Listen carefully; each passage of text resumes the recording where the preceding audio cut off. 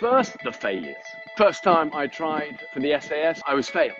And the raw truth is that I wasn't fast enough, I wasn't smart enough, and I wasn't good enough. And that truth hurt. People often don't know that I failed selection the first time, but my failures far outweigh the successes. I look at those failures and I know that they have made me. They've built my resilience and they've forced me to adapt. They've forced me to get stronger, because there is no shortcut to any of our goals that's going to avoid failure. You've got to go through it if you're going to succeed. Comfort isn't really comfort if you haven't earned it. In other words, that first failure was actually the key. So you've got to embrace it. Don't run from the failure. Understand their role. Failure is just an essential mark you've got to pass through. The next, and this one shapes all of it, and it's called fear. Because life is scary sometimes, and all of us face battles.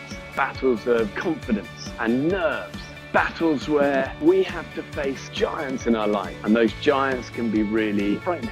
But it's a universal truth that whoever you are, life is going to test us all.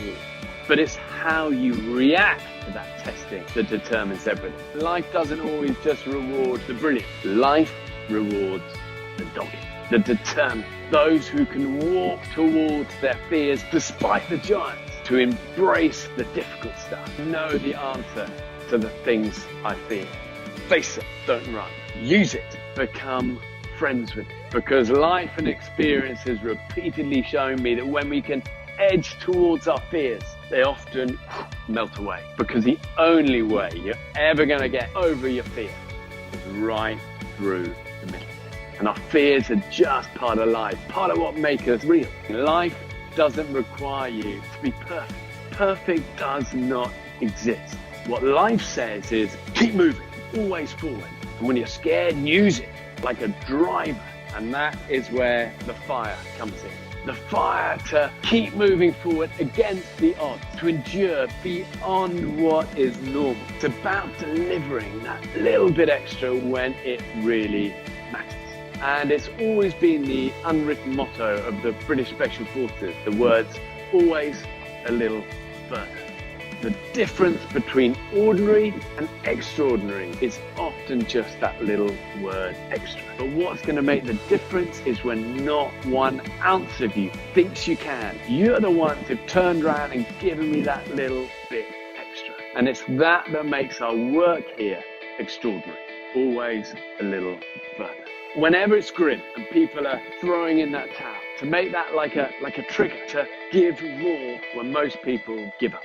And I look at my life and I know one thing, I know that this fire has been my most valuable weapon. Not talent, not skills, not knowledge, but resilience. Know the power of unrelenting, unwavering resilience, because it's the storms in your life and in my life that make us strong. And as with all dark nights, sometimes you just got to hang on in there. The dawn will always come. The light will always win, and the fire all power.